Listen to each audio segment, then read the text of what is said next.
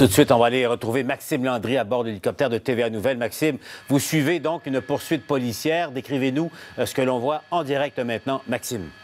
Paul, des images en direct de l'hélicoptère TVA Nouvelles. Ça se passe sur la Rive-Nord, dans le coin de Terrebonne. Poursuite à très haute vitesse qui vient de se terminer sous nos yeux. On est en train de stabiliser. Là, on est au-dessus de la scène avec les policiers de la Sûreté du Québec, les policiers de Terrebonne.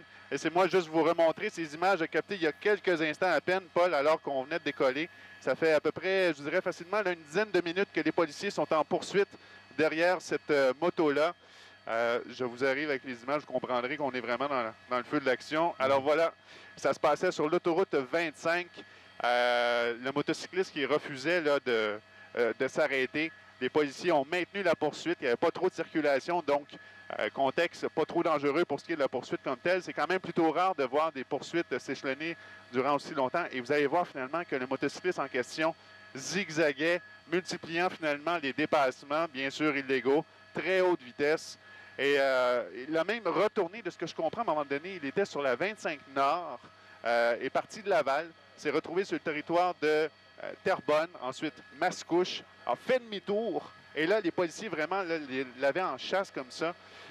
Et à un moment donné, sans qu'on ne sache encore trop pourquoi, il a pris la sortie, a commencé à ralentir. Et là, justement, c'est au moment où les policiers s'apprêtaient à le perdre de vue. Je vous le rappelle, ce sont des images captées il y a à peu près 2 minutes tout au plus.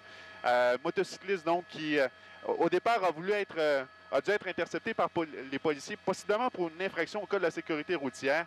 Et finalement, juste dans cette bretelle ici à Terrebonne, il s'est immobilisé. Peut-être un problème mécanique avec son engin également. Et vous allez voir finalement l'arrestation qui s'est déroulée.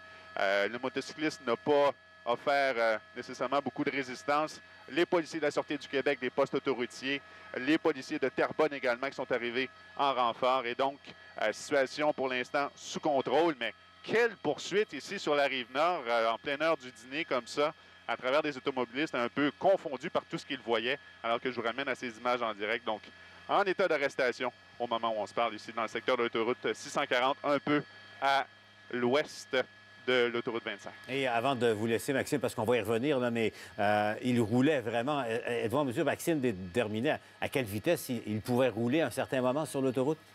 On a évoqué des pointes à un moment donné à 200 km/h à le voir filer. Écoutez, même nous, à bord de l'hélico, là, je peux vous dire une chose, mon collègue Michel Carreau, on avait le moteur à pleine puissance pour essayer de le rattraper et de le suivre. Alors, mais tout ça, donc, s'est déroulé. Il n'y a pas eu d'accident ou d'accrochage à ma connaissance. À un moment donné, évidemment, lorsqu'on parle d'une voiture, on va souvent déployer les tapis cloutés.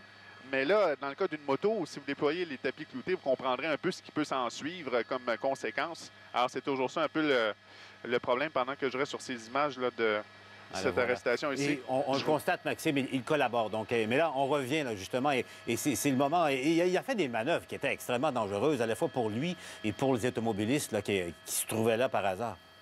Honnêtement, Paul, à un moment donné, lorsqu'il a pris la bretelle de la 25 pour de la 640, il y avait une circulation quand même assez dense, il y avait des poids lourds, et même mon collègue Michel dit « il va se planter ». C'est littéralement l'expression qui nous est venue en tête. Et non, il a réussi à bifurquer finalement. C'est pas tant pour lui aussi que pour les autres automobilistes. C'est là. On vient de voir, il passe entre deux voitures là, sur l'autoroute à peu près à 200 km/h. Hein? Oui, exactement. Donc, on va voir exactement les motifs qui ont mené les policiers à se lancer en poursuite derrière ce motocycliste-là. Mais vraiment, là, ça a duré plusieurs minutes aussi sur la Rive-Nord, sur l'heure du dîner. Toujours les policiers qui se tenaient à 300-400 mètres derrière. Et au moment de sortir, donc, dans cette bretelle ici, en bordure de la 640, on doit être près du... probablement monter Gascon ou dans ce secteur-ci. Il faudrait que je situe plus en détail. Alors, c'est à ce moment-là que l'interception a lieu. Donc, beaucoup d'actions ici sur la Rive-Nord ce midi. Merci, Maxime, en direct de l'hélicoptère de TVA Nouvelles.